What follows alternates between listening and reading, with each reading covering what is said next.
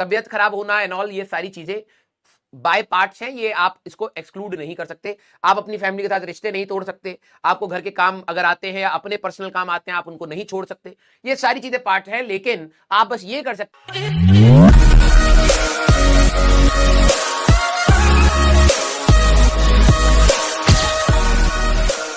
कि यस, उन काम में आप अपना टाइम ज्यादा वेस्ट ना करें।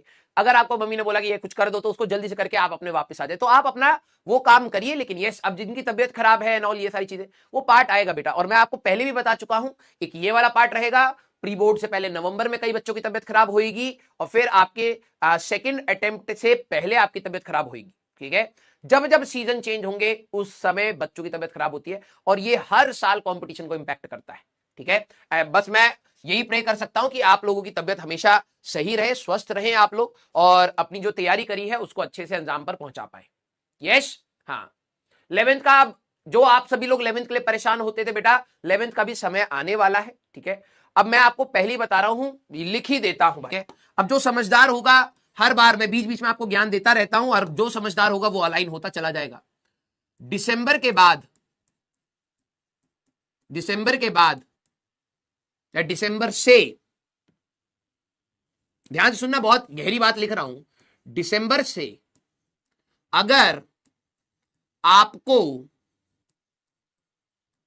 12th की टेंशन हुई, 12th की टेंशन हुई, तो आप रेस से बाहर हैं।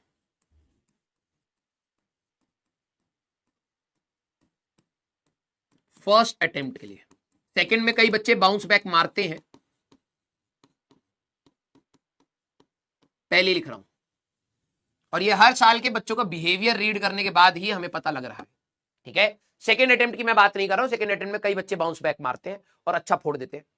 फर्स्ट अटेम्प्ट में अगर आपने दिसंबर के बाद 12वीं का लोड लिया, मैं बता रहा हूं आप में से कई सारे होंगे अभी 11वीं की टेंशन ले रहे हैं, जब 11वीं का रिवीजन स्टार्ट होगा, ठीक है, तब आएगी सर अभी प्री बोर्ड्स है हमारे स्कूल में, हमें सर अच्छे मार्क्स लाने हैं, स्कूल में मार्क्स कम आए, घर वाले डांट रहे हैं सर, ये वहां स्टार्ट होगा। और आप में से कई सारे यही सवाल पूछेंगे, तब मैं कहूंगा बेटा उसका समय जा चुका है अब।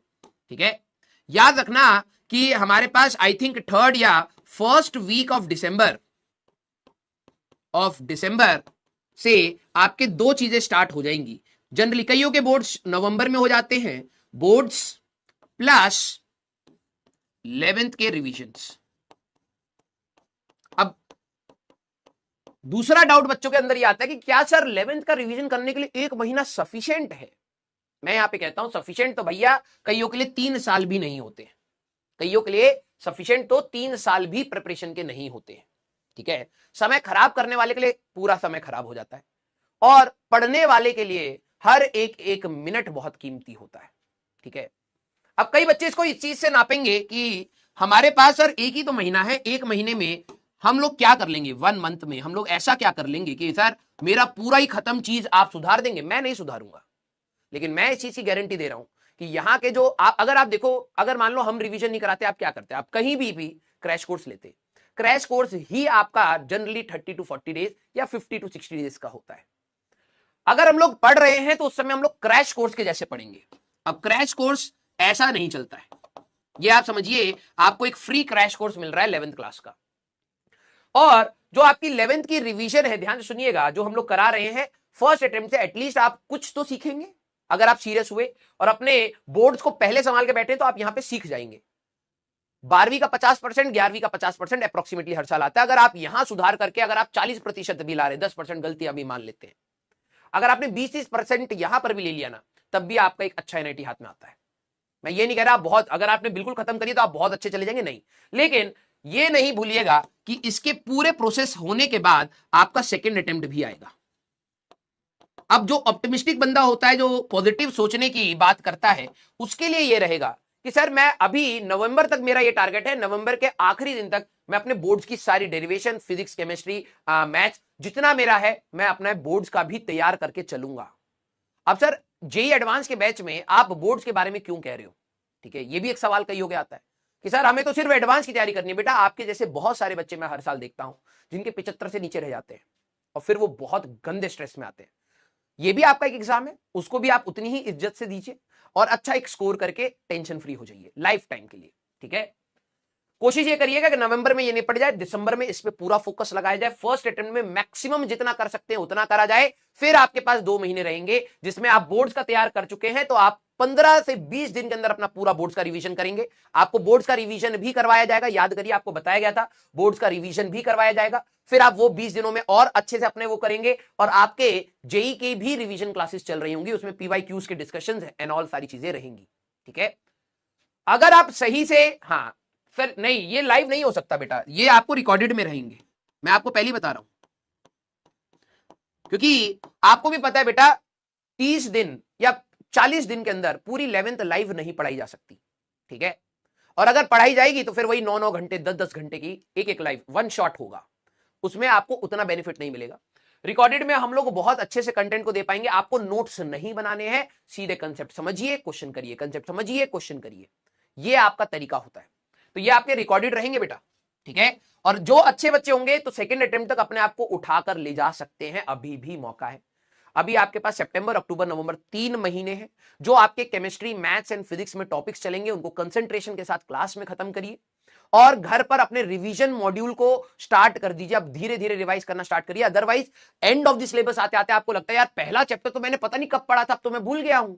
वो कॉन्फिडेंस मिस नहीं होना चाहिए। ठीक है, क्लियर? क्लियर? जिनकी अगर 11th में थोड़ी बहुत भी मेहनत है ना, मैं लिटरली बता रहा हूं, थोड़ी बहुत भी, उनको ऐसा लगेगा यार 11th तो कितनी अच्छी इंप्रूव हो गई। थोड़ी बहुत आपको लग रहा है आपको बहुत ज्यादा चाहिए कॉन्फिडेंट फील होने के लिए, नहीं भाई। अगर आपकी 11th, क्योंकि 11th मेजॉरिटी बच्चों की खराब होती है, जिनकी थोड़ी बहुत भी अच्छी है ना, वो भी लीग से बहुत आगे हो जाता है।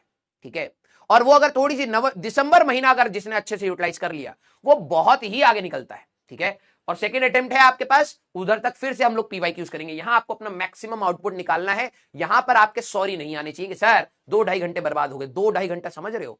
2-2.5 घंटा समझ रहे हो कितनी बड़ी बात होती है? ठीक है, यस, हाँ। तो प्लीज बेटा जितना हो सकता है हम लोग आपके लिए कर रहे हैं, सारी चीजों की स्ट्रेटेजी बना के हम लोग प्री प्लान चलते हैं।